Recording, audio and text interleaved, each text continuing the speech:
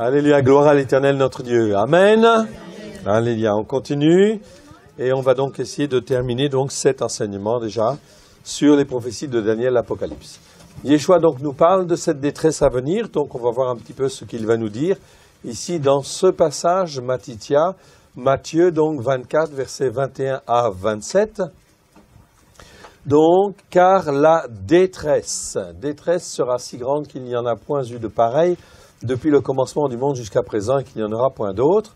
Donc le mot de détresse en fait ici en grec, c'est un mot qui existe 46 fois dans 46 versets. Donc ça nous parle de détresse, de pression, d'oppression, difficulté en fait en tout genre en fait ici.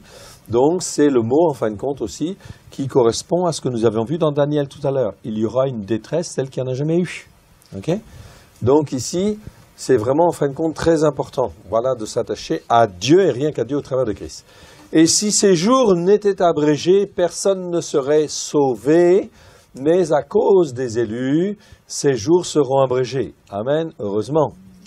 Donc c'est vraiment des périodes très très très difficiles qui vont venir. Donc ne pas se leurrer là-dessus. Ok, voilà pourquoi je n'ai qu'une seule chose à faire, c'est à m'entraîner, à m'attacher à Dieu, à rester attaché à Dieu. Merci Seigneur pour les épreuves, car ces épreuves sont là pour m'apprendre à être attaché à lui et à rester attaché à lui. Amen? Ok. Car demain, en fin de compte, si je ne suis pas entraîné, c'est pas à la dernière minute que je m'entraîne. Hein? Ça, c'est sûr. Hein? Si quelqu'un vous dit alors, le Christ est ici ou il est là, ne le croyez pas, etc. Bien sûr, car le Christ, en fait, il est juif, oui, bien sûr, on sait comment il agissait, comment il agit et comment il va agir, etc. C'est écrit dans les Écritures. Si on est bien ancré et qu'on a de bonnes racines sur les racines hébraïques de la foi, c'est quasiment impossible de se laisser entraîner. Quasiment impossible. Ok? Si je reste attaché à Dieu, on est bien d'accord. Hein? Ok. Car il s'élèvera des faux Christ. Donc ici on te dit qu'il va y avoir des faux Christ et des faux prophètes. Ils feront de grands signes, séméon et prodiges, terrasses. Ok, ici au point d'égarer, s'il était possible, même les élus. Donc ici, même ceux qui sont appelés par le Seigneur, qui sont élus, etc. Ok, tu es élu quand tu as dit oui en fait au Seigneur. Ok, mais c'est pas pour ça que, en fin de compte, tu vas rester. Il faut que tu restes. Si toi tu veux rester, Dieu ne te lâche pas. Hein? Ça c'est sûr. Mais toi, il faut que tu restes, hein, attaché. Et donc ici, on te parle de signes et de prodiges. Signes, en fait, c'est séméion en grec. Prodige, c'est terrasse. Malheureusement, ces mots-là, dans nos traductions, en fait, les traductions que nous avons, eh bien, c'est mélangé. En fait, même le mot séméion, parfois, est traduit par prodige, ok? Et même chose, en fait, avec ici, terrasse. Des fois, c'est traduit par signe, des fois par prodige, des fois par miracle. En fait, c'est un peu confus, en réalité. Mais c'est important de revoir ces questions-là. Pourquoi? Parce que je m'aperçois ce que c'est qu'un signe et ce que c'est un prodige qui vient de Dieu. Ok? J'ai plus, en fin de compte, de discernement pour savoir si ça vient de Dieu ou ça ne vient pas de Dieu. Mais si je reste simplement avec les traductions que j'ai là, je suis incapable de savoir. Ok? Donc c'est pour ça qu'il faut vraiment faire attention en fait à ça, revoir en fait les traductions. C'est pour ça qu'on fait des formations, on fait des séminaires, ok, pour revoir en fait tous ces mots-là. Ça correspond à la formation bien sûr en fait des croyants au travers de Christ. Qu'est-ce que c'est qu'un signe et un prodige qui vient de Dieu et un prodige mensonger, car on te parle en fait ici des prodiges qui vont être des signes en fait mensongers. Au point d'égarer, non pas séduire ici, je dis bien égarer, c'est le mot planao en fait ici, qui est en fait beaucoup plus fort que séduire, et c'est bien en fait ici de l'égarement, dans le but de les envoyer dans une mauvaise voie. Okay? S'il était possible, même les élus en fait ici. Donc normalement, si je m'attache à Dieu, je reste attaché à Dieu, ok, ça marche, je ne peux pas être dévié. Voici, je vous l'ai annoncé d'avance, dit Yeshua. Si donc on vous dit, voici il est dans le désert, n'y allez pas, voici il est dans les chambres, ne le croyez pas, etc.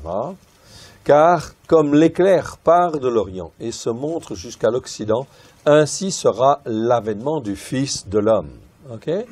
Donc l'avènement, c'est en fin de compte sa venue, hein? D'accord? Mais sa venue telle qu'il va venir là, il va paraître en fait en deux fois, ça va se décomposer en fait en deux moments, okay, en réalité. On va le voir en fin de compte ça, c'est très important. Donc comme l'éclair part de l'Orient et se montre jusqu'à l'Occident. Donc il faut d'abord en fin de compte qu'il y ait de la détresse, okay, qu'il y ait toutes sortes en fait de choses qui aient lieu en fait préalablement avant effectivement en fin de compte ceci.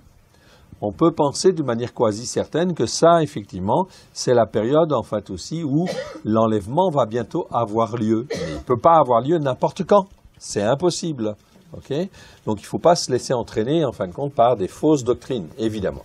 Donc, on va voir.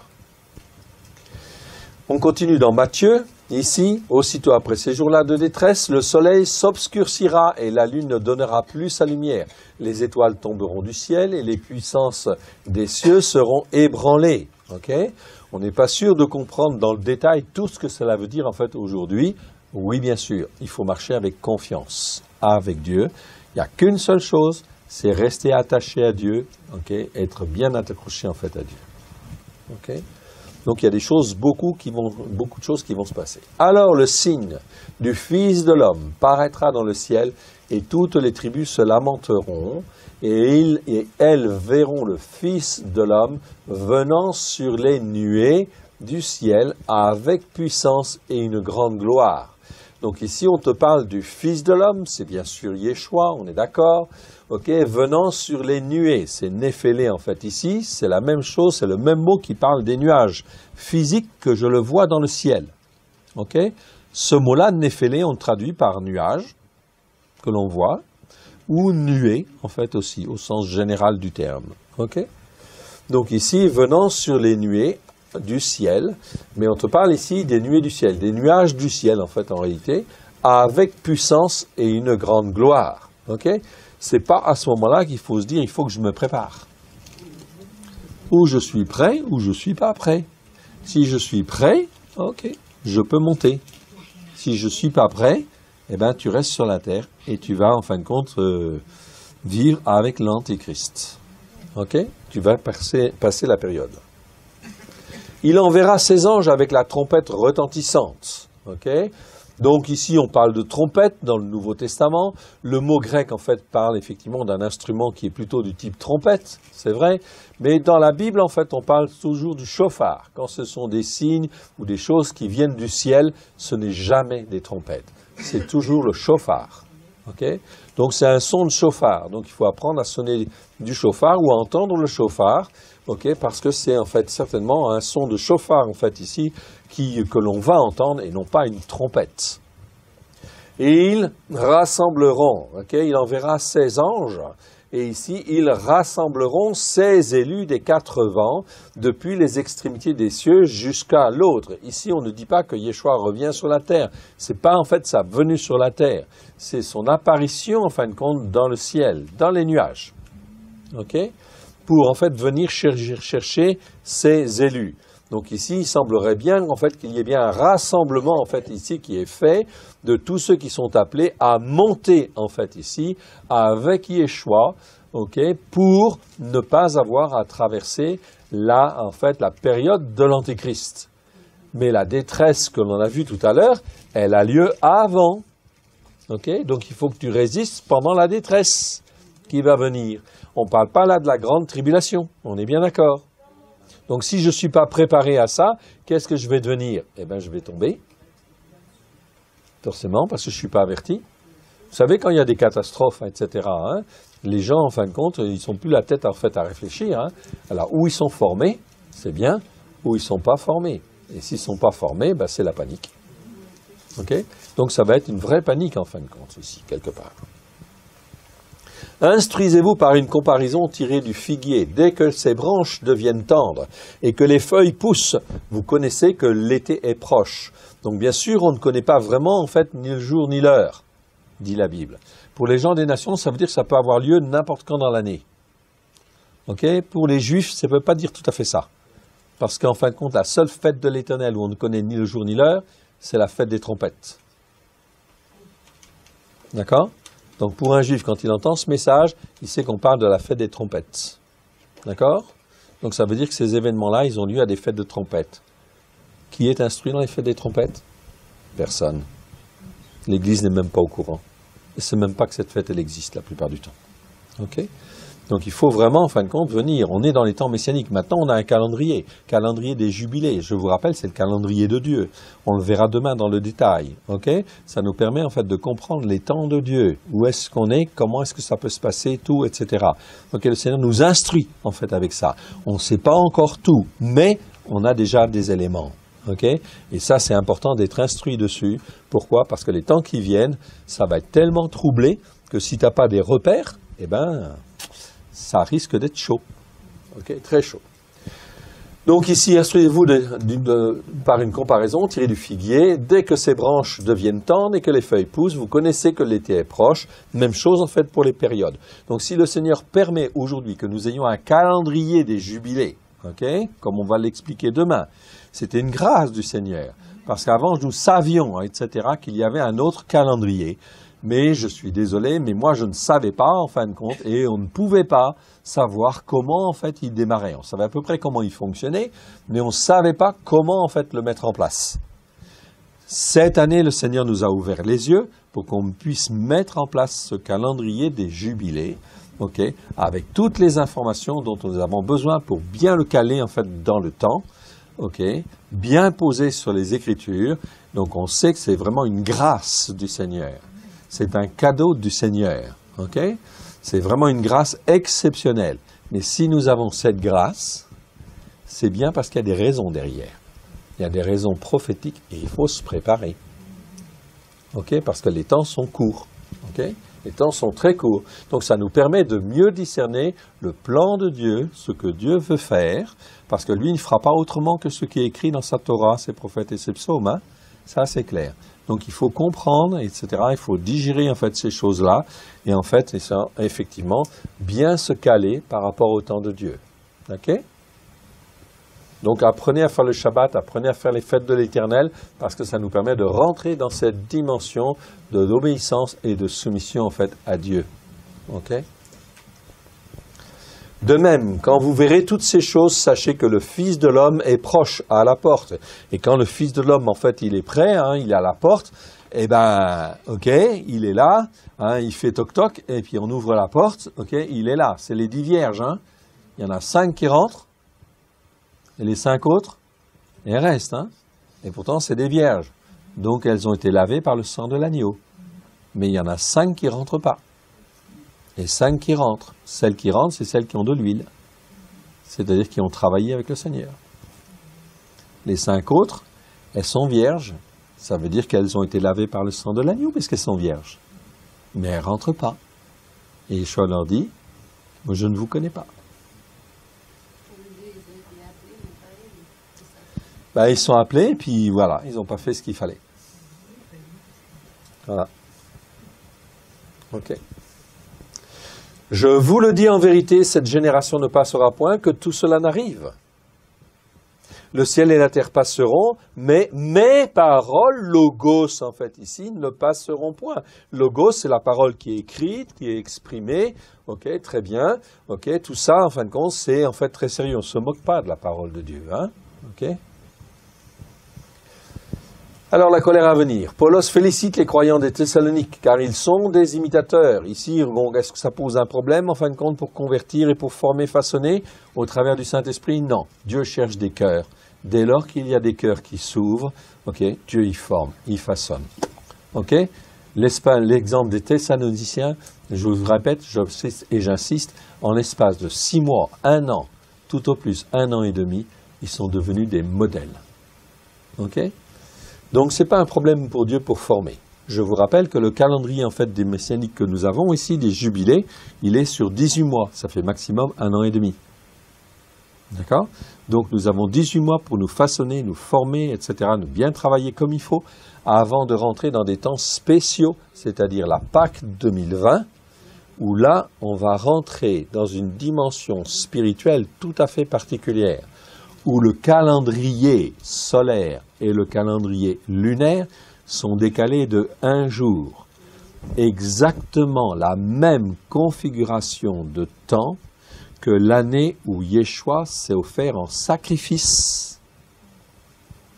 Ok, il y a 2000 ans. Cette conjonction du Soleil et de la Lune n'a lieu que tous les 294 années. Pâques 2020 est une année tout à fait spéciale sur le plan prophétique. Donc on a 1 an et demi pour se former. L'Écriture nous dit, si vous voulez y aller, ok, vous ouvrez vos cœurs, vous laissez le Saint-Esprit vous former, vous façonner, il n'y a pas de problème, vous pouvez devenir en fait un modèle. Ok ? 294 ans. Le Soleil, en fait, il fonctionne, ça fait 6 jubilés. Enfin, 6 jubilés, selon certains calculs. 1 Thessaloniciens 1, chapitre 1, versets 6 à 10. Voilà ce qui nous est dit. Et vous-même, vous avez été mes imitateurs et ceux du Seigneur. Donc voilà ce qu'il dit. Ça, c'est la première lettre aux Thessaloniciens. Donc il l'a écrite certainement dans les années 51, si ma mémoire est bonne.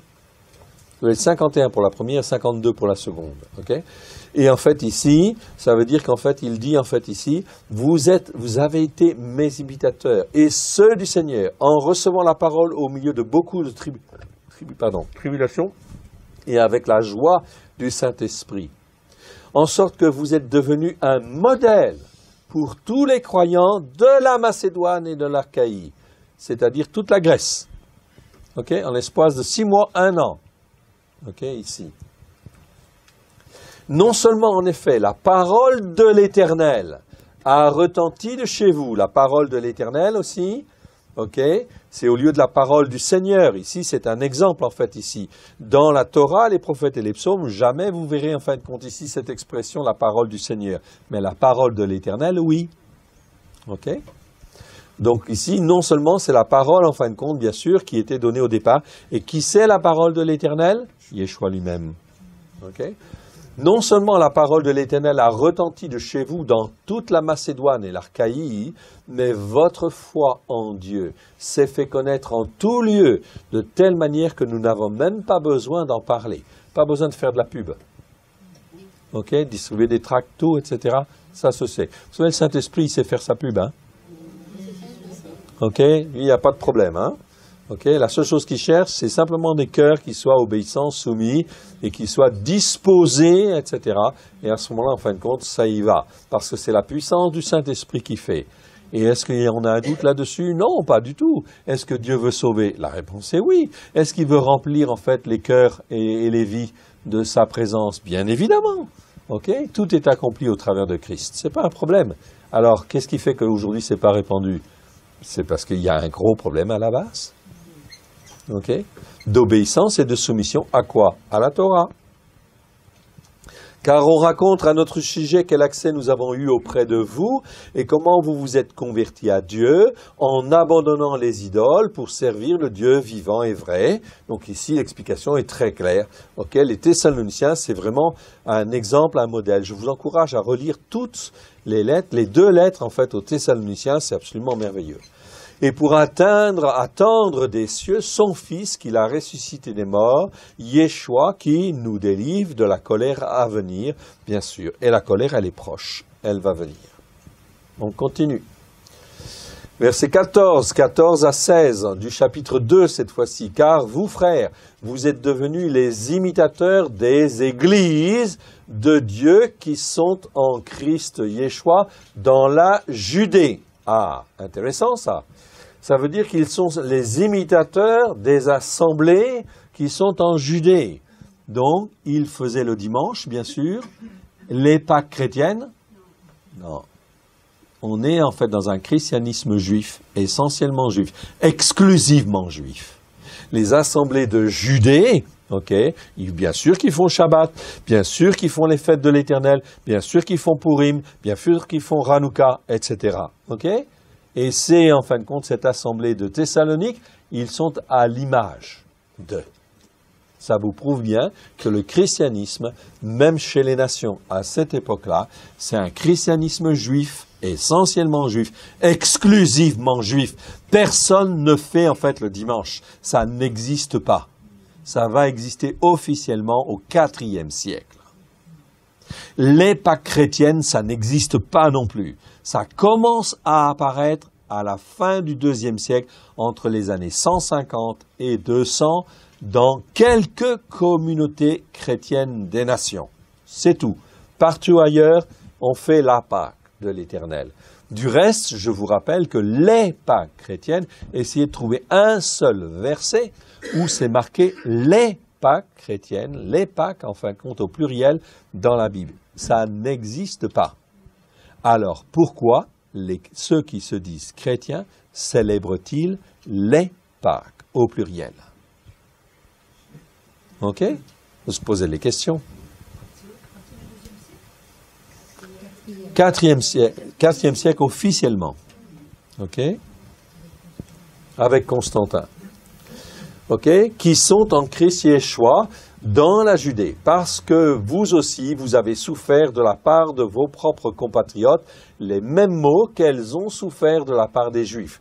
Donc vous voyez ici, en fait, qu'est-ce que dit Paulos? Il dit bien sûr qu'il y a des difficultés, mais au travers de toutes les difficultés et les oppositions, il faut garder le cap. Dieu dit ça, je fais comme ça. Amen. Même s'il y a de l'opposition, je persévère, etc., parce que je veux être dans la vérité, et donc Dieu a besoin de m'affermir là-dedans, ok, mais il attend, est-ce que tu es d'accord? Alors tu prends le bouclier de la foi, le casque du salut, la cuirasse de la justice, l'épée en fait du Saint-Esprit, qui est la parole de Dieu, etc., la ceinture de vérité, les chaussures du zèle de l'évangile de paix, ok, on prend l'armure en fait du croyant ou du chrétien, ok, et en fait on y va. Si tu es d'accord, Dieu est d'accord pour te suivre et t'aider. Mais Dieu ne va jamais te forcer. Ok? Qui ont fait mourir, donc ici, souffert de la part des Juifs, qui ont fait mourir le Seigneur Yeshua et les prophètes, qui nous ont persécutés, qui ne plaisent point à Dieu et qui sont ennemis de tous les hommes. Voyez donc ici un exemple, en fait, du texte reçu, texte grec du XVIIe siècle. Tout ce qui est en gras, en fait, ici, n'existe pas, en fin de compte, dans, effectivement, le texte grec du XIXe siècle. Ça a été supprimé. Ok? Donc, eh bien, en fait, c'est un peu dommage parce qu'effectivement, ça veut dire qu'on touche en fait au verset de la parole de Dieu. Et quand on touche à la parole de Dieu, Dieu y voit, hein, mais il n'est pas content. Hein. Ok? Donc, tous ceux qui ont touché à ça et qui sont complices de ça, ok, qui continuent, etc., eh bien, forcément et inévitablement, ça veut dire que Dieu n'est pas content contre tous ceux qui touchent à sa parole et qui savent que c'est pas bon et puis on continue, etc. Non. Nous empêchant de parler aux païens pour qu'ils soient sauvés, okay, c'est aux nations. Hein, le terme païen, vous pouvez le bannir, okay, c'est le mot ethnos, pour qu'ils soient en fin de compte sauvés en sorte qu'ils ne cessent de mettre le comble à leurs péchés, mais la colère a fini par les atteindre, oui bien sûr. On continue. Dans le chapitre suivant, etc., chapitre 3, versets 11 à 13. Que Dieu lui-même, notre Père et notre Seigneur Yeshua, aplanisse notre route pour que nous allions vers vous. Donc Paulos souhaitait effectivement aller les rejoindre pour les encourager. Et que l'Éternel fasse croître et abonder l'amour que vous avez les uns pour les autres. Donc vous voyez, le but de la Torah, en fait, et des prophètes et des psaumes, c'est quoi? Ça doit contribuer à développer l'amour. Si ça ne développe pas en fait l'amour en fait entre nous et Dieu et l'amour avec le prochain, il y a un problème. Il y a un problème grave. Et pour tous, à l'exemple de celui que nous avons pour vous, qu'il affermisse vos cœurs pour qu'ils soient irréprochables dans la sainteté devant Dieu notre Père, lors de l'avènement de notre Seigneur Yeshua avec tous ses saints, etc. Donc ici, on parle bien, en fin de compte, d'un retour, etc. Et nous allons vivre ces événements-là. Hein. Alors, ici, on va passer dans un sujet très intéressant. Il y a très peu de passages, mais en fait, il y a des passages qui sont clairs. Nous ne voulons pas, frères, que vous soyez dans l'ignorance au sujet de ceux qui sont décédés, afin que vous ne vous affligiez pas comme les autres qui n'ont point d'espérance. Car si nous croyons que Yeshua est mort et qu'il est ressuscité, croyons aussi que Dieu ramènera Yeshua et avec lui ceux qui sont décédés. Oui, bien sûr. et qui lui appartiennent. Voici en effet ce que nous déclarons d'après la parole de l'Éternel, en fait ici, nous les vivants, restés pour l'avènement du Seigneur, nous ne devancerons pas ceux qui sont décédés. Ok? L'avènement, c'est le mot parousia, qui veut dire en fait ici apparition, venue ou arrivée, en fait ici. Ok, aussi. Donc ce mot-là, effectivement, donc, est très important. On parle en fin de compte d'une apparition, d'un avènement, ok, bon, c'est très bien, on le comprend. L'avènement du Seigneur, c'est l'avènement de Yeshua. Car le Seigneur lui-même a un signal donné, à la voix d'un archange, au son du chauffard de Dieu. Je préfère dire chauffard de Dieu en fait ici, parce qu'en fait le texte de la traduction dit trompette, mais comme je vous disais tout à l'heure, quand on entend un son en fin de compte qui vient du ciel, dans la Torah, les prophètes et les psaumes, c'est jamais une trompette, c'est toujours un chauffard. Okay? Donc je pense qu'en fait c'est chauffard ici. Hein? Okay? Donc au son du chauffard de Dieu descendra du ciel, et les morts en Christ ressusciteront premièrement. Vous voyez, imaginez un peu la scène, ok? C'est vraiment glorieux. Donc, en fait, au son de la voix d'un archange et au son du chauffard de Dieu, waouh, ok, à un instant bien précis, etc. Et puis, en fait, là, qu'est-ce qu'on voit? Tous les morts qui ressuscitent, ok? Tous les morts en Christ qui ressuscitent, ok? Et en fait, on verra Abraham, on verra Isaac, on verra Jacob, Moshe, David, bien sûr, etc. Ok? Tout un certain nombre de personnes, même parmi nos connaissances, qui ont donné leur cœur et leur vie à Yeshua, qui étaient sincères avec Dieu, et nous savons qu'ils sont avec Christ, même s'ils n'étaient pas forcément sur les racines. Après, c'est Dieu qui voit, qui juge. On est bien d'accord. Ok? Mais aujourd'hui, le temps où nous devons connaître les racines, etc. Ok? C'est plus comme hier. Ok? Donc ici, en fait, ici, les morts en Christ ressusciteront premièrement. Ça, c'est effectivement, en fin de compte, ici, quelque chose de glorieux. Tous ceux qui sont en Christ, en fait, ici, ressuscitent. C'est ce qu'on appelle la première résurrection. Ok? Et ils ressuscitent pour la vie éternelle. C'est-à-dire qu'ils sont changés, en fait, dans un corps glorieux, ok? En un instant. Et ils sont avec Christ. Ok? Alors, il y en a qui ne croient pas à l'enlèvement, c'est leur problème. Moi, je sais que j'ai reçu depuis, en fait, ma conversion, j'ai reçu que je verrai l'enlèvement et que je vivrai l'enlèvement. Ok? Donc, j'ai 66 ans. Ok? Je sais que ça va avoir lieu bientôt, mais c'est pas n'importe quand. Ok? C'est pas encore les circonstances. Mais on verra ça. Ok? Enfin, moi, je le verrai, en tout cas. Okay? Je le crois fermement. Donc c'est pour ça que j'en parle. Je sais que chez certains évangéliques, on ne croit pas du tout à l'enlèvement, au récit messianique de Yeshua sur la terre. C'est certain, ils le disent, ok, mais ils ont tort. Parce que les Écritures sont là et les versets sont bien là. Même chez des juifs messianiques, il y a des juifs messianiques qui ne croient pas à l'enlèvement. Eh oui, c'est terrible, c'est affolant. Quand j'ai entendu ça, je me suis dit, mais j'en crois pas mes oreilles. Hein. Mais c'est vrai, pourtant l'Écriture est là. Je suis désolé, moi je crois à la parole de Dieu. Et si la parole de Dieu dit qu'il y a un enlèvement, moi je crois à l'enlèvement. Je pose ma foi sur ce que la parole de Dieu dit, pas sur ce que les hommes disent. Ok? Ça c'est important. Surtout si en fait vous êtes appelé à vivre ces événements-là, eh bien vous avez intérêt à reposer en fait votre foi sur des choses qui tiennent la route. Hein? Alors c'est pas parce qu'il y a peu de versets, s'il y a un seul verset, même un même mot, si le Seigneur te dit, ok, tu peux t'appuyer sur ce mot-là, sur ce verset-là, ok, tu t'appuies sur ce mot-là, ok, et tu décroches pas, ok, tu t'accroches fermement en fin de compte à ça, à ce mot-là, à ce verset que le Seigneur t'a donné. Si c'est le Seigneur qui te l'a donné, alors là, ne démords pas, ok. Ensuite, nous les vivants qui serons restés, nous serons tous ensemble. Enlevés, dit le texte ici, avec eux sur les nuées à la rencontre du Seigneur dans les airs, et ainsi nous serons toujours avec le Seigneur. Quand j'ai entendu en fait un juif messianique qui disait, ouais, il n'y a pas d'enlèvement, tout, etc. Je dis, Seigneur, tu me dis qu'il y a un enlèvement, je crois à l'enlèvement, etc. Montre-moi, etc. Pourquoi, en fait, il dit ça, etc. Ok, et alors j'ai épluché les mots, ok. Et alors, en fait, on a été voir ici, ainsi, nous les vivants qui serons restés, nous serons tous ensemble, en fait, enlevés. Très bien, alors enlevés, on va voir. Enlevé, c'est harpazo.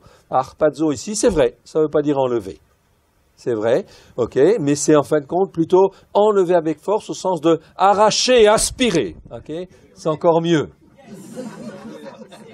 Ah!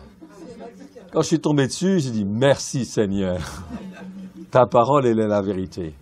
Ah, ok. Et j'ai jamais douté. Ok. Et ensuite, en fait, après, il disait, ouais, et puis en fait, compte comme quoi, en fait, on est enlevé, et puis on est comme ça, en fait, à cheval, en fait, entre deux nuages, tout, etc. Ok, vous dites n'importe quoi. Moi, je dis, si le Seigneur, il dit qu'on est comme ça, eh bien, on est comme ça, c'est tout, point à la ligne. Il faut croire la parole de Dieu. Ok? Voilà, c'est tout.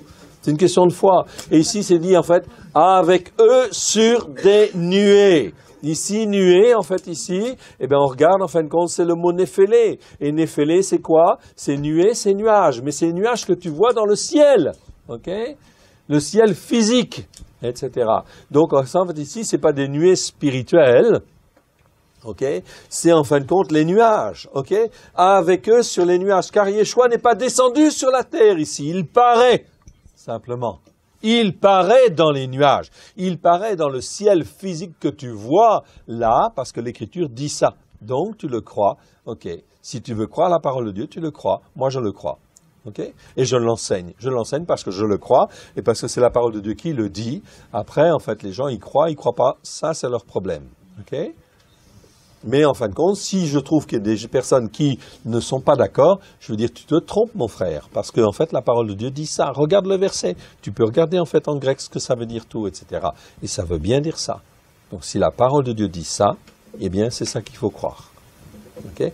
Les nuées, en fait, ici, c'est les nuages. Et nuages néphélés, c'est les nuages, en fin de compte, que tu vois. Dans Actes chapitre 1, versets 7-8, Yeshua, il est en train de discuter avec ses disciples, après la résurrection, et puis à un moment donné, il est élevé. Il est élevé, en fin de compte, dans les nuages. Et à un moment donné, il disparaît derrière les nuages. C'est le même mot, néphélé. Il est en train, imaginez, il est en train de discuter avec Yeshua. Yeshua, il est en train d'être élevé. Là, il n'est pas arraché. Hein. Là, c'est bien le mot élevé. Il est élevé. Et là, ils sont en train de regarder. OK? Il est élevé. Et en fin de compte, un nuage, en fait, fait qu'il disparaît à leur vue. Et en fait, les anges disent, en fin de compte, il reviendra comme il est parti. Alors, s'il reviendra comme il est parti, eh bien, il va apparaître dans le ciel de la même manière. Soyons simples, comme des enfants. OK? Pas compliqué, hein? OK? À la rencontre du Seigneur. Waouh, merveilleux. Dans les airs, en fait, ici. Et les airs, en fait, ici, eh bien, en grec, c'est le mot aër. Il y a différents mots pour dire les airs. Il y a éther, en fait, aussi. Éther, c'est les airs au sens spirituel que tu vois pas. Mais aër, en fait, ici, en grec, c'est l'atmosphère physique, l'atmosphère que tu vois. Là où se forment les nuages, où il y a la pluie, etc., ça c'est aër. Donc ici, c'est bien en fait dit à la rencontre du Seigneur dans les airs physiques que tu vois, c'est-à-dire dans l'atmosphère que tu vois. C'est bien ce que le verset dit. Alors si le verset dit ça, eh bien on pose sa foi sur ce que la parole de Dieu dit. Amen. Et ainsi nous serons toujours avec le Seigneur. Le jour-là, ce jour-là, waouh! Après, tu es toujours avec le Seigneur, hein, pour l'éternité. Les jeux sont faits, hein. Alors, que tu sois sur les nuages, ou que tu sois à droite, ou que tu sois à gauche, on s'en fiche, on est avec le Seigneur. OK? On n'a pas les informations. Et il y a peu de versets qui nous disent, qu'est-ce qui se passe? On est en attente. Comme Yeshua, en fin de compte, il attend, et il opère. OK? Il continue de travailler. Consolez-vous donc les uns les autres par ces paroles. Même chose avec le mot consoler, en fait, ici, c'est un vieux mot français qui est très bien. C'est pas consoler parce que tu es triste, c'est consoler au sens de fortifier, encourager. OK? Voilà ce que la parole de Dieu dit. Eh bien, sois conforté, sois fortifié, etc., etc. Confortez-vous les uns les autres, consolez-vous les uns les autres par ces paroles. Logos. OK? Parce que c'est la vérité, parce que c'est la parole de Dieu. OK? Et en fait, on encourage en fait les gens. Oui, il y a un enlèvement. Alors, croyez à cet enlèvement. Mais il faut se préparer. Ici, c'est dit à qui? Aux Thessaloniciens, c'est-à-dire à des gens qui ouvraient leur cœur pour que la parole, en fait, elle pénètre chez eux et que par la puissance du Saint-Esprit, ils soient transformés, en fait, à l'image de Paulos, à l'image de Christ et à l'image des assemblées qui sont en Judée. D'accord? Donc, on abandonne toutes les pratiques mauvaises. les pratiques religieuses, etc., hypocrites, tout ça, on abandonne. Ok? Enfin, il faut apprendre à abandonner. Plus vite on abandonne, mieux c'est. Ok? C'est un choix, hein? C'est la parole de Dieu. Ensuite, qu'est-ce qu'il est dit dans le chapitre suivant, chapitre 5, versets 4 à 11? « Mais vous, frères, vous n'êtes pas dans les ténèbres, pour que ce jour vous surprenne comme un voleur. Vous êtes tous des enfants de la lumière et des enfants du jour. N'est-on pas des enfants du jour ?» Ici, je n'ai pas été voir le mot, en fait, enfant, mais je suis sûr que c'est le mot techno. C'est-à-dire enfant, on devrait dire enfant légitime et héritier. De quoi? De la promesse. C'est pas le mot pédion. Je suis sûr que c'est pas le mot pédion. J'ai pas été voir, mais je suis sûr. Pour que ce soit écrit comme ça, ok. J'ai pas besoin de la traduction, mais je sais que c'est ça. Ok. Je le dirai demain.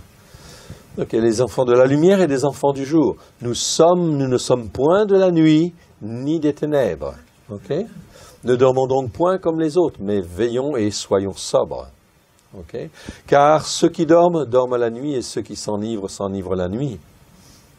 Mais nous sommes du jour, soyons sobres, ayant revêtu la cuirasse de la foi et de l'amour, ayant pour casque l'espérance du salut.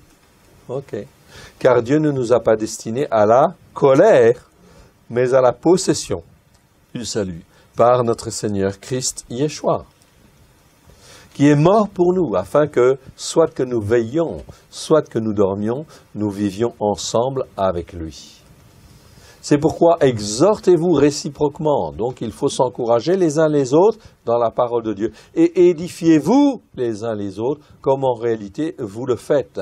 D'où en fait ici cette notion en fait d'assemblée, en fait ici, qui est là pour une seule chose. C'est en fin de compte nous fortifier, en fait nous exhorter les uns les autres, nous édifier les uns les autres, nous fortifier les uns les autres. Mais si en fin de compte on n'est pas dans une assemblée comme ça veut dire qu'en fait on n'est pas à la bonne place. Parce que les temps sont courts, hein? Ok? Qu'est-ce que je fais dans une assemblée, en fin de compte, où justement on n'est pas dans ce plan-là? Deux choses l'une. Où je suis là parce que Dieu veut que j'y reste, pour être un témoin de la lumière, mais pas pour que, en fin de compte, les ténèbres qui sont là m'envahissent. Non, ça, certainement pas. Ok? Dieu veut sauver. Non seulement nous sauver, mais en sauver d'autres. Thessaloniciens chapitre 5, versets 19 à 24. N'éteignez pas l'esprit. Ne méprisez pas les prophètes, les prophéties, mais examinez toutes choses et retenez ce qui est bon.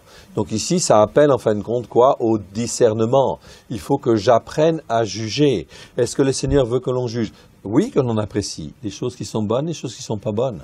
Et je garde ce qui est bon et je laisse ce qui n'est pas bon. Okay? Ça me permet en fait d'apprendre à être un homme mature ou une femme mature. Sinon, je suis un bébé spirituel ou je suis un chrétien charnel parce que je n'ai pas grandi. Okay? Abstenez-vous de toute espèce de mal. Que le Dieu de paix vous sanctifie lui-même tout entier et que tout votre esprit, votre être, l'esprit, l'âme et le corps, donc principalement c'est notre corps, nous sommes un esprit, une âme et un corps, soit conservé irréprochable lors de l'avènement de notre Seigneur Christ Yeshua. Il y a donc bien une préparation en fin de compte à se faire. C'est pas au moment où on entend le chauffard, on dit il est temps de se préparer. Trop tard, c'est fait. Ok? Du reste, tu entends la voix, le chauffard il sonne, tu es arraché et les jeux sont faits. Hein? Donc c'est rapide, hein? Et là, tu regardes à côté, tiens, il n'est plus là. Ça veut dire que toi, tu restes là. Wow. Ah. Celui qui vous a appelé fidèle, c'est lui qui le fera. Ok? Alors, quand est-ce que ça va avoir lieu? 2 Thessaloniciens, chapitre 2, versets 1 à 4. Pour ce qui concerne l'avènement de notre Seigneur Christ Yeshua et de notre réunion avec lui, nous vous prions, frères, de ne pas vous laisser facilement ébranler dans votre bon sens et de ne pas, en fin de compte, vous laisser troubler, soit par quelque inspiration, soit par une parole, soit par une lettre qui semblerait venir de vous, comme si le jour du Seigneur était déjà là. Okay? Donc c'est très important. Okay? Il y a peu de textes, en fait, ici, là-dessus. On a donc pas beaucoup d'informations. Après, en fait, c'est une question de foi. Hein? Okay. Mais vraiment, si le Seigneur il dit un mot, ça suffit. Hein? Dis un mot et je serai guéri. Hein? C'est tout. Hein? Okay? Donc, un mot suffit. Hein? Donc, ici, c'est très important.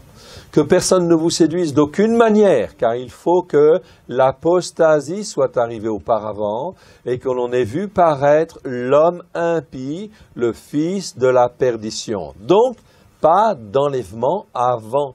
Les gens qui disent « assieds-toi sur ta chaise, tu as donné ton cœur et ta vie à Yeshua, tu t'assieds sur ta chaise, tu attends l'enlèvement. » Ok, non, c'est pas comme ça que ça se passe. Il faut se préparer. D'accord ? Et en fait, il dit bien en fait ici, il faut que l'apostasie soit arrivée auparavant. C'est quoi l'apostasie? L'apostasie, c'est quoi? C'est le manque de foi. C'est le manque de foi, hein, le reniement de la foi. C'est-à-dire qu'on va à l'église, ok, et en fait on y va, bon, parce que c'est l'habitude, parce que c'est la tradition, mais la foi n'est plus là. Ok? Donc c'est l'apostasie. Il faut que l'apostasie soit arrivée. Où est-ce que la foi elle existe normalement? Dans les églises. Et en fin de compte, dans beaucoup d'églises maintenant, si vous allez dans certains endroits, ok, vous dites, mais où est la foi? Il n'y a pas de foi en fait ici, c'est mort. Ok? Donc effectivement, ça gagne du terrain, ça gagne énormément de terrain. C'est l'apostasie. Ok? On va à l'église parce que c'est la tradition, parce qu'il faut y aller, etc. Parce que, en fin de compte, si j'y vais pas, le copain il va m'engueuler, tout, etc. Ou je vais me faire voir, pardon, il va me faire rouspéter, tout. Okay? Donc, en fait, on y va, on est dans l'hypocrisie religieuse. D'accord? Complètement. Ok? Donc, c'est pas bon. L'apostasie soit arrivée auparavant. Donc, ici, le manque de foi. Donc, on n'y est pas encore. Il y a des endroits, en fait, où il y a la foi, oui, bien sûr. Et qu'on ait vu paraître. Donc, deux conditions essentielles. L'apostasie, en fait, ici. Donc, en fait, on va, en fait, dans les assemblées. Ça veut dire que tous ceux qui croient la plupart du temps, ils sont sortis des églises. Corinthiens. 2 Corinthiens chapitre 4. 2 Corinthiens chapitre 4. Merci Seigneur. Voilà. Non, chapitre 6, pardon. 2 Corinthiens chapitre 6. Le Seigneur dit ici, verset 6, verset 14, 14 à 18. Ok, 2 Corinthiens chapitre 6, verset 14 à 18, très important. Ne vous mettez pas avec les infidèles sous un joug étranger, car quel rapport y a-t-il entre la justice et l'iniquité? Ici, quel rapport y a-t-il entre la justice et la transgression de la Torah? Anomia, ici. Rien. Ok? Ou qu'y a-t-il de commun entre la lumière et les ténèbres? Quel accord y a-t-il entre Christ et Bélial? Bélial, c'est Satan, hein? Et quelle part a le fidèle avec l'infidèle? Quel rapport y a-t-il entre le temple de Dieu et les idoles? Car nous sommes le temple du Dieu vivant. Comme Dieu l'a dit, j'habiterai et je marcherai au milieu d'eux. Je serai Elohim pour eux.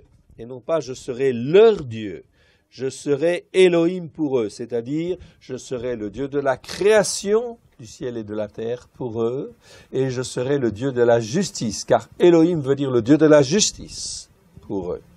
Ok? Donc c'est pas simplement leur Dieu, c'est une autre expression en fait en hébreu. Et ils seront mon peuple. C'est pourquoi il dit en fait ici, sortez du milieu d'eux. Et séparez-vous, dit l'Éternel. Ne touchez pas ce qui est impur, et je vous accueillerai. Je serai pour vous un père, et vous serez pour moi des fils et des filles, dit l'Éternel Tout-Puissant. Amen, c'est clair? Ici, c'est dit, sortez du milieu d'eux. En fait, le texte grec ne dit pas tout à fait ça. Le texte grec dit, soyez exclus du milieu d'eux.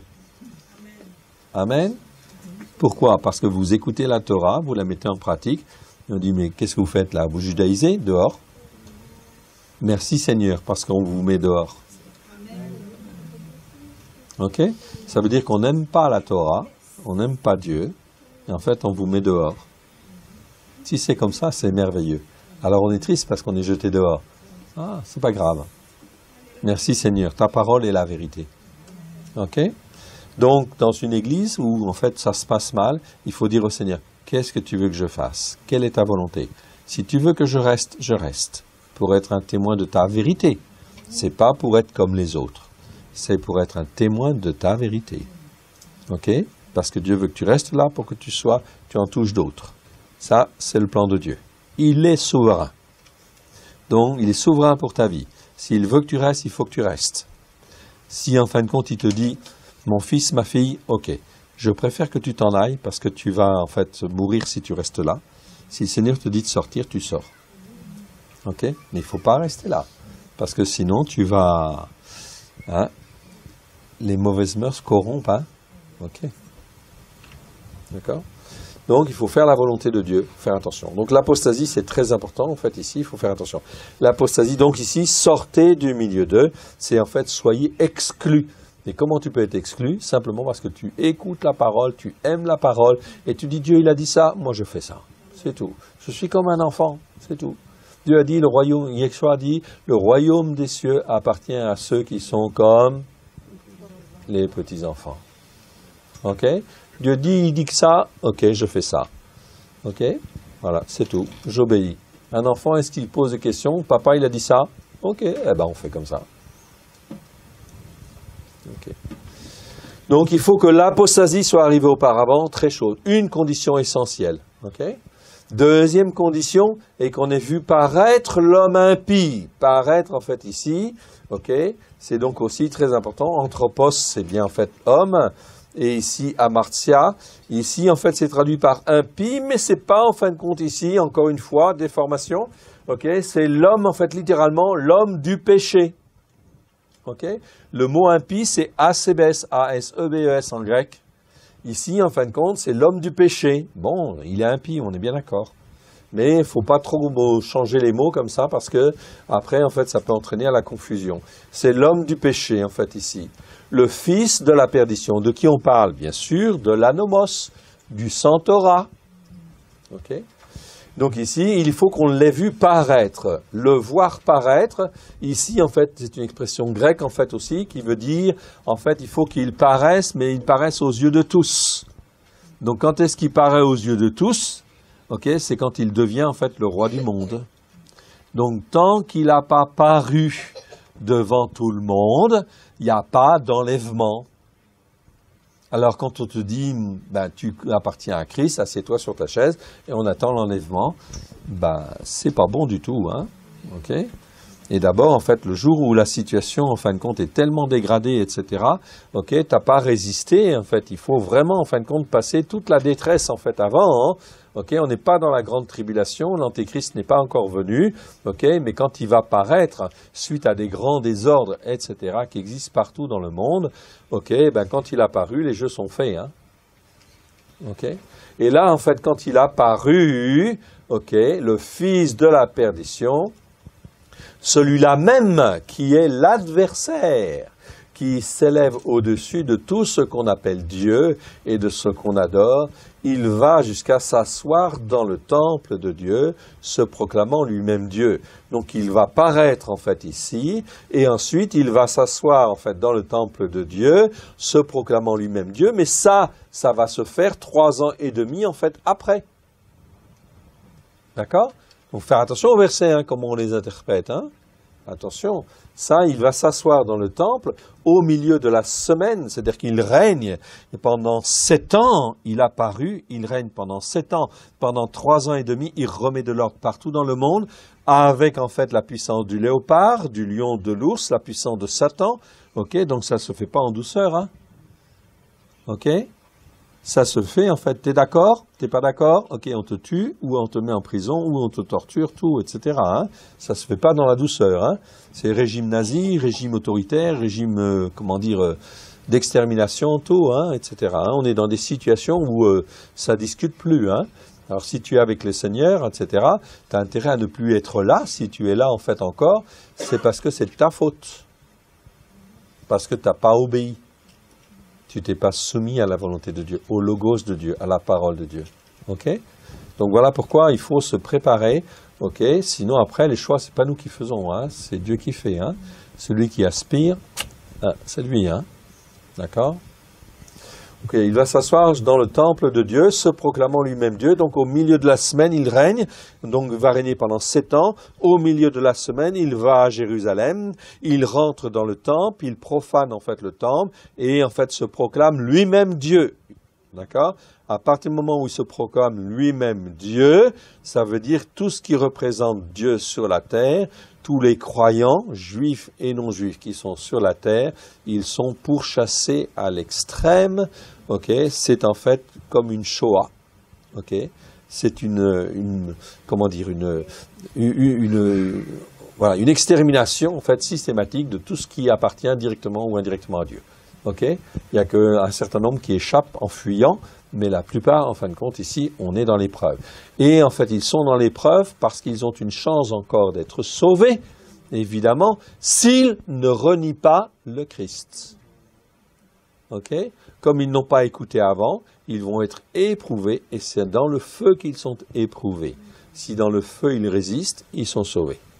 Donc ils vont mourir, on est d'accord, mais à l'échéance des 7 ans, quand Christ revient sur le mont des Oliviers, ils ressuscitent pour être avec Christ, s'ils n'ont pas renié. Ok? 2 Thessaloniciens, chapitre 2, versets 5 à 12. Ne vous souvenez-vous pas de ce que je vous disais ces choses lorsque j'étais encore avec vous? Et maintenant, vous savez ce qui le retient, afin qu'il ne paraisse qu'en son temps. Car le mystère de l'iniquité agit déjà. Il faut seulement que celui qui le retient ait disparu.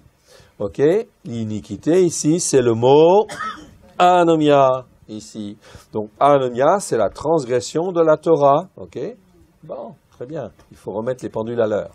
Car le mystère de l'iniquité agit déjà, bien sûr, la désobéissance à la Torah, elle agissait en fait déjà en ce moment-là. Hein, ok, et effectivement, ça continue. Il faut seulement que celui qui le retient encore ait disparu, évidemment.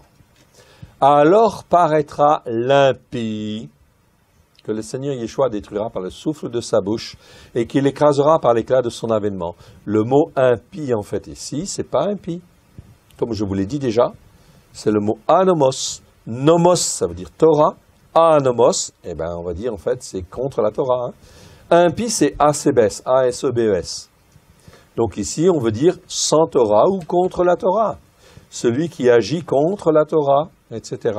Donc ici, alors paraîtra en fait le sans Torah, okay, que le Seigneur Yeshua, qui lui est la Torah, détruira par le souffle de sa bouche et qu'il écrasera par l'éclat de son avènement. On a le choix. Torah ou Torah pas. C'est le titre du séminaire hein, qu'on a fait là récemment. Hein. Très intéressant. Hein. Son apparition se fera par la puissance, ok? L'apparition de ce sans Torah, évidemment, ok? Par la puissance, en fin de compte, de Satan, mais c'est plutôt l'énergie, hein? Parce que puissance, c'est dynamis, en fait, en grec, donc il ne faut pas trop confondre quand même, mais en fait, ici, énergie, bon, ça passe pas trop forcément en français. Bon, en tout cas, la puissance, en fait, de Satan, avec toutes sortes de miracles. Donc ici, ça pose un problème, parce que nos Bibles disent puissance, miracle. Non, c'est dynamis, c'est là la puissance. Ok? Donc on devrait traduire, son apparition se fera par l'énergie de Satan, avec toutes sortes de puissances. Ok? Ici, c'est dynamis. Ok? Qui vont faire, en fait, comme des miracles. Mais la notion de miracle, c'est quoi? C'est une notion catholique. Donc c'est mieux de ne pas trop utiliser le terme miracle. Et je vous dis, dans la tête des gens, en fait, ça veut dire que miracle, ils ont en fait compte, dans le réflexe gréco-romain, c'est quoi? Je recherche le miracle, c'est-à-dire la guérison ou la délivrance. Et une fois que j'ai la guérison ou la délivrance, ok, je tourne le dos et puis peu importe, je m'occupe plus de Dieu. Ok? Non, le but en fait de ces actions souveraines de Dieu, signes et prodiges, c'est de montrer qu'il est là, il est tout puissant pour guérir, tout puissant pour délivrer. Mais il faut que tu restes attaché à lui. Ok? C'est donc le mot puissance, en fait, plutôt. De signe, c'est séméion, prodige, c'est terra. Ok? Terra, mensonger, ici. Ok? Donc ici, en fait, ici, je vais voir plein de choses, en fait, de soi-disant miracle.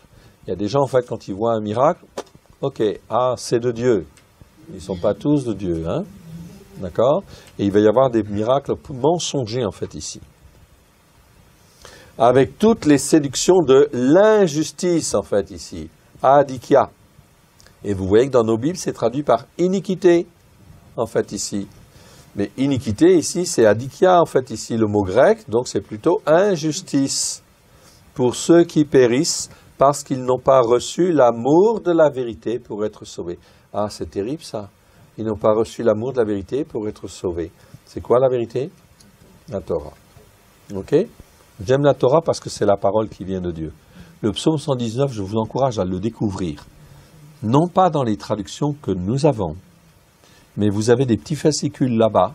C'est le psaume 119 que nous avons retraduit, et en corrigeant tous les mots, etc. Et c'est vraiment en fait une éloge à la Torah que Dieu nous donne. Ok? Quand c'est le mot Torah, on met le mot Torah. Quand c'est le mot en fait Mishpat, on met bien en fait les traductions correspondant à chaque mot hébreu. Ok, je vous encourage à découvrir. Ça s'appelle le psaume 119, etc. Vous avez une version uniquement française, ok, que nous avons traduite, ok, pour être collé au plus proche de l'hébreu. Et vous avez une version aussi multilingue, hébreu, phonétique et français. Vous pouvez avoir en fait les deux. Ok, celle qui est uniquement français ne fait que 4 pages, 4 ou 5 pages. On peut la glisser en fin de compte dans la Bible. Ok, et ça vous permet en fait vraiment d'avoir le psaume 119 vraiment dans une traduction qui colle en fait à l'hébreu. Ça, c'est bien. Et là, vraiment, c'est un éloge. C'est un éloge à la parole de Dieu. Ok? Et vous verrez à ce moment-là que la traduction en français que nous avons ici, elle est très déformée par rapport, en fin de compte, à la traduction. Très déformée. Pas un peu déformée. C'est pas une erreur. Ok? Si on est prof et qu'on corrige, en fin de compte, la traduction, le prof, il mettrait peut-être 1 sur 20. Et encore. Ou un 0 pointé. Ok? Ça veut dire quoi? Ça veut dire que si on nous laisse ces traductions en fait erronées dans la main, ok, c'est pour qu'on ne soit pas instruit comme Dieu le veut. Ce n'est pas que des erreurs de traduction. Il y a bien une volonté démoniaque derrière, ok, pour que les croyants ne soient pas instruits comme il convient, afin qu'ils soient plus facilement manipulables.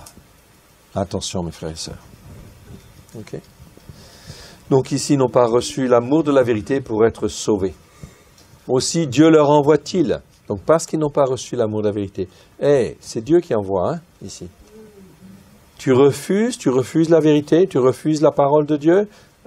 Eh bien, Dieu leur envoie une puissance, en fait, une énergie d'égarement, ou une puissance, on peut dire puissance, mais j'aime pas trop utiliser le terme puissance, parce que c'est plutôt dynamis.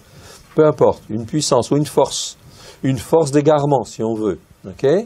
D'égarement, pas de séduction, d'égarement, c'est-à-dire pour t'envoyer en fait dans une voie d'égarage, pour qu'ils croient au mensonge, c'est-à-dire qu'ils vont croire, ça c'est du mensonge et ils y croient. C'est Dieu qui fait. C'est Dieu qui fait, ok? Ça c'est terrible, hein? Afin que tous ceux qui n'ont pas cru à la vérité, mais qui ont pris plaisir à l'injustice, ici, adikia, c'est le même mot que j'ai ici, adikia. Alors ici, il est traduit par iniquité dans nos Bibles, et ici, il est bien traduit par injustice comme il faut. Non, adikia, c'est injustice, alors tu mets injustice ici aussi. Ok. Sois condamné. Ok. 2 Thessaloniciens 2, versets 13 à 17. Pour nous, frères bien-aimés du Seigneur, nous devons à votre sujet rendre continuellement grâce, parce que Dieu vous a choisi dès le commencement pour le salut, par la sanctification de l'Esprit et par la foi en la vérité. La sanctification de l'Esprit, c'est l'Esprit de Dieu qui te sanctifie. Sanctifier, ça veut dire ne pas se mettre une couronne sur la tête, non. Ça veut dire, en fin de compte, se mettre à part des choses du monde, pour que tu ne raisonnes plus comme un gréco-romain, plus comme, en fin de compte, ok, le monde, ok, mais que Dieu te mette à part, te sanctifie dans la tête et dans le cœur. Tout se passe en fin de compte dans la tête et dans le cœur, à l'intérieur. Et c'est le Saint-Esprit qui fait le travail. Si tu dis, Seigneur, je viens vers toi, je te demande pardon pour mes péchés, mes transgressions, mes iniquités. Je te demande pardon pour les raisonnements erronés qui sont les miens. Et nous détruisons tout raisonnement et toute hauteur qui s'élève contre la connaissance de Dieu. Et nous amenons toute pensée captive à l'obéissance de Christ. Mais c'est mieux, captive à la soumission de Christ. Ok? Pas la soumission par Christ. C'est un génitif Christ. Donc c'est la soumission de Christ. C'est-à-dire apprendre à être soumis comme Christ a été soumis. Amen. Dans une dépendance pleine et entière à notre Dieu. Ok? Ça c'est la sanctification de l'esprit. Par la foi en la vérité, bien évidemment. C'est à quoi il vous a appelé par cette bonne nouvelle venant de nous, en fait, ici. Donc ici, c'est bien nouvelle, mais ici, c'est cette bonne nouvelle-là, ok, dont nous parlons, en fait, ici, ok, venant de nous, afin que vous possédiez la gloire de notre Seigneur Christ Yeshua. Ainsi donc, frères, demeurez fermes et retenez les instructions que vous avez reçues par notre parole, par ce qu'il a exprimé, okay, soit par notre lettre, soit par notre parole, logos, soit par notre lettre. Très bien. Okay. Donc, Paul parle aux Thessaloniciens encore. Que notre Seigneur Christ Yeshua lui-même et Dieu notre Père, qui nous a aimés, qui nous a donné par sa grâce une consolation éternelle et une bonne espérance, console vos cœurs et vous affermisse en toute bonne œuvre et en toute bonne parole. Amen. C'est pas des paroles merveilleuses, ça? Wow! Ok? On va terminer en fait ici. Par ce passage en fait de Deutéronome chapitre 28, versets 1 à 14, qu'est-ce que ça nous dit? Eh bien, écoutez bien. Ça ne concerne pas que les Juifs, hein, ça concerne tout le monde. Amen. Tous les croyants juifs et non juifs au travers de Christ Yeshua, évidemment. Deutéronome 28, versets 1 à 14. Si tu obéis à la voix de l'Éternel ton Dieu, en observant et en mettant en pratique tous ces commandements que je te prescris aujourd'hui, l'Éternel ton Dieu te donnera la supériorité sur toutes les nations de la terre. Ok? Voici toutes les bénédictions qui se répandront sur toi et qui seront ton partage lorsque tu obéiras à la voix de l'Éternel ton Dieu. Ce genre de passage, vous pouvez le lire tous les matins, hein, et l'apprendre par cœur, hein, pour vraiment être imprégné. Hein, ok? Et c'est la parole de Dieu. Hein. Tu seras béni dans la ville et tu seras béni dans les champs. Le fruit de tes entrailles, le fruit de ton sol, le fruit de ton troupeau, les portées de ton gros et de ton menu bétail, toutes ces choses seront bénies. Ta corbeille et ta huche seront bénies. On continue. Ok. Tu seras béni à ton arrivée et tu seras béni à ton départ. Ok. L'Éternel te donnera la victoire sur tes ennemis qui s'élèveront contre toi. Tu vas en avoir, mais c'est pas grave. Ils sortiront contre toi par un seul chemin, okay? Et ils s'enfuiront, okay, devant toi par 7 chemins. Ils te voient, etc. C'est pas toi qui vois, c'est la puissance de Dieu qui voit, etc. Alors ils décanillent, etc. Ils s'en vont par 7 chemins. Okay? L'Éternel ordonnera à la bénédiction d'être avec toi dans tes greniers et dans toutes tes entreprises. Il te bénira dans le pays que l'Éternel ton Dieu te donne. Amen. Okay? Tu seras pour l'Éternel un peuple saint, c'est-à-dire un peuple à part, pas un peuple qui a une couronne, non. Un peuple saint, okay? Un peuple à part. Tu es dans le monde, mais tu n'es pas du monde. Comme il te l'a juré. Pourquoi? Parce que, en fait, Dieu veut en sauver beaucoup d'autres. Okay? Et si les autres voient que toi, tu es rempli de la lumière, ben, qu'est-ce qu'ils vont faire? Montre-moi comment tu as la lumière. Explique-moi, etc. Comme il te l'a juré, lorsque tu observeras les commandements de l'Éternel ton Dieu et que tu marcheras dans ses voies. Okay? Tous les peuples verront que tu es appelé du nom de l'Éternel et ils te craindront. Personne ne va te toucher, hein? Ok? Les peuples le verront. Donc c'est bien en fait pour être un témoignage vivant sur la terre. Ok? On continue sur les derniers versets. L'Éternel te comblera de bien en multipliant le fruit de tes entrailles, le fruit de tes troupeaux et le fruit de ton sol, dans le pays que l'Éternel a juré à tes pères de te donner. L'Éternel t'ouvrira son bon trésor, le ciel, pour envoyer à ton pays la pluie en son temps et pour bénir tout le travail de tes mains. Tu prêteras à beaucoup de nations et tu n'emprunteras point. Okay. L'Éternel fera de toi la tête et non la queue. Tu seras toujours en haut et tu ne seras jamais en bas. Lorsque tu obéiras au commandement de l'Éternel, ton Dieu, et que je te prescris aujourd'hui, lorsque tu les observeras et les mettras en pratique. Amen. On va dire avec grâce et vérité au travers de Yeshua, mais ça va de soi, évidemment. Ok? Mais la puissance du Saint-Esprit est là si tu veux obéir. Ok? Et que tu ne te détournes ni à droite, ni à gauche de tous les commandements que je vous donne aujourd'hui, pour aller après d'autres dieux et pour les servir. Amen. C'est pas merveilleux ça? Waouh! Et si vous voulez découvrir en fait encore plus, non seulement vous pouvez le lire et le relire en français, vous l'approuvez tous les matins, mais vous pouvez essayer de le découvrir en hébreu. Ça donne aussi une autre dimension. Amen. Tout à fait. Gloire à Dieu. Ok? Gloire à Dieu. Amen. On va remercier le Seigneur. Seigneur, nous te rendons grâce pour ta parole merveilleuse que tu nous révèles. Ta parole est la vérité, ta Torah est la vérité. Sanctifie-nous, Seigneur, par ta parole. Au travers de Christ Yeshua, ton Fils bien-aimé, nous voulons te demander pardon. Pardon encore pour nos péchés. Pardon pour nos transgressions. Pardon pour nos iniquités. Pardon pour les mauvais raisonnements, nos erreurs, nos manquements, nos faiblesses. Pardon pour tout ce qui était de l'incompréhension, toutes les hauteurs, tous les raisonnements qui n'étaient pas conformes à ce que toi tu attendais.